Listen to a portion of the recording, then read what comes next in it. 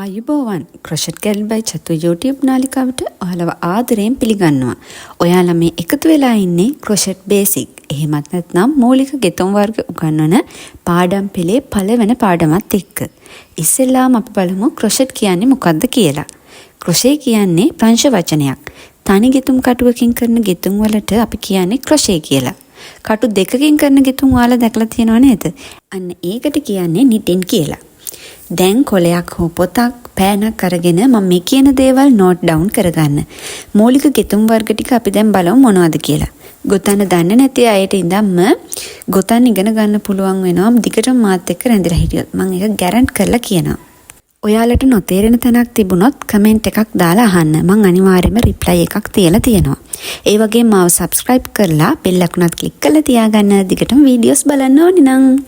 මූලික ගෙතුම් වර්ග ටික තමයි මේ තියෙන්නේ. magic ring, slip knot, chain stitch, single crochet, half double crochet, double crochet and triple crochet.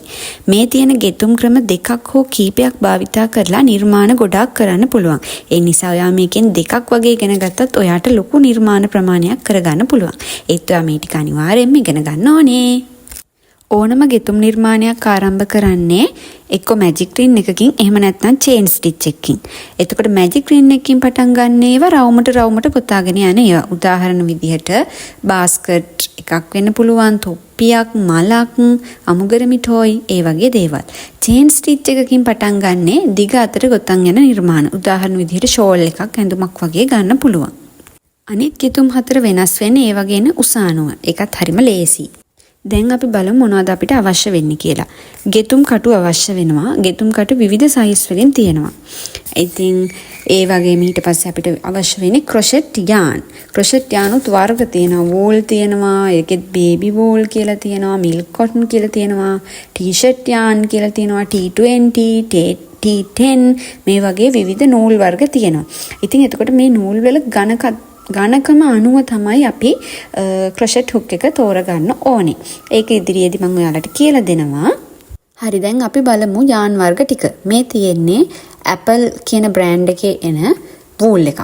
ඊට පස්සේ මේ තියෙන්නේ මිල්ක් කොටන් එක. ඒක සාමාන්‍යයෙන් මහතයි 4 ply කියලා එන්නේ එක. ඊට පස්සේ මේ තියෙන්නේ ටී-ෂර්ට් යාන් බෑග් ගොතන්න වගේ ගන්නවා. මේක T20 නූල.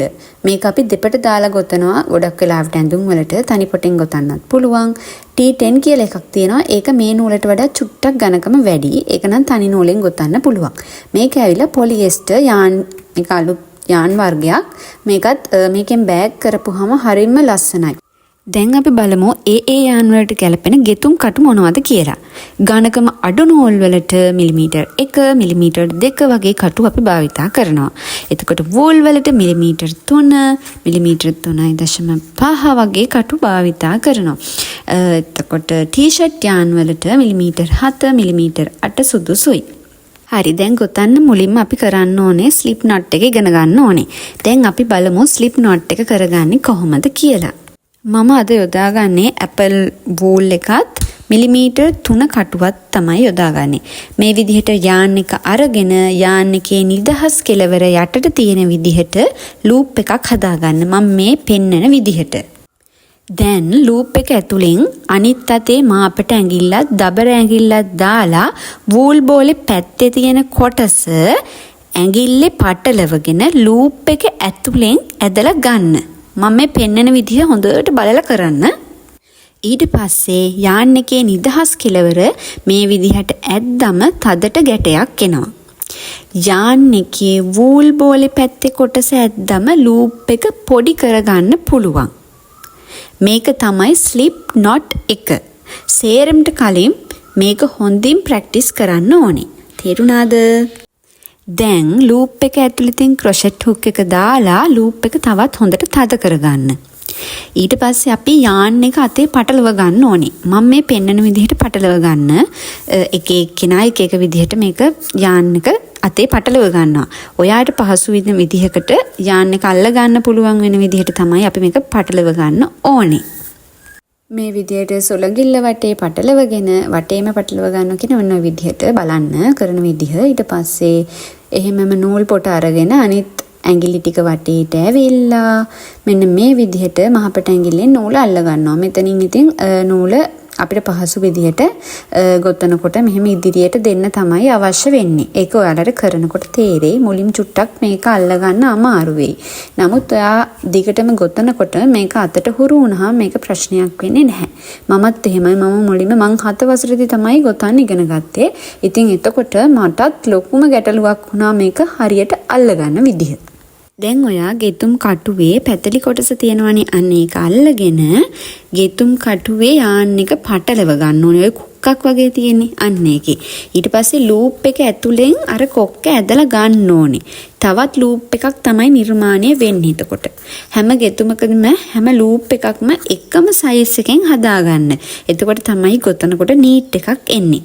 දිගටම මේ විදිහට ගොතාගෙන යන්න. මම මේ වීඩියෝ එකේ පෙන්නලා තියෙන විදිහට ප්‍රැක්ටිස් කරන්න. මේක දිගටම ප්‍රැක්ටිස් කරන්න. මේක තමයි අත්‍යවශ්‍යම වෙන්නේ. චේන් ස්ටිච් එක තමයි මේ මම දැන් ඔයාලට කියලා දුන්නේ. ගෙතුමක් අවසානයේ අපි ඒක අවසන් කරන්නේ කොහොමද කියලා ඉගෙන ගන්න ඕනනේ. මම ඒක ඔයාලට මේ වීඩියෝ එක අවසන් වෙන්න කලින් කියලා දෙනවා. ඒ වගේම දැන් මම අද මේ මෙතනින් කියලා දුන්නේ චේන් ස්ටිච් එක වෙනකන් විතරයිනේ. ඊට පස්සේ මැජික් රින් එක කරන්නේ කොහොමද? ඩබල් ක්‍රොෂේ කරන්නේ කොහොමද? Half double crochet, double crochet, triple crochet මේ සේරම මම ගොතන විදිහ ඔයාලට ඉදිරි පාඩම් වලදී අරන් එනවා. ඒ වගේම ඒ හැම පාඩමකදීම අපි නිර්මාණයක් කරගන්නේ කොහොමද කියලාත් මම ඔයාලට ඉදිරියේදී කියලා දෙනවා. ඒ වගේම ලස්සන මල්, විසිතුරු නිර්මාණ, ඉතින් එහාට ගියාම බෑග් වලිනුත් එහාට ගියාට පස්සේ තමයි අපිට ක්‍රොෂේ ඇඳුම් වර්ග බ්‍රයිඩ් කෙනෙක්ට අඳින්න පුළුවන් විදිහ ඇඳුම් පවා මම ඔයාලට ඉස්සරහට කියලා දෙනවා. ඉතින් දිගටම මාත් එක්ක රැඳිලා ඉන්න මගේ YouTube නාලිකාවත් එක්ක.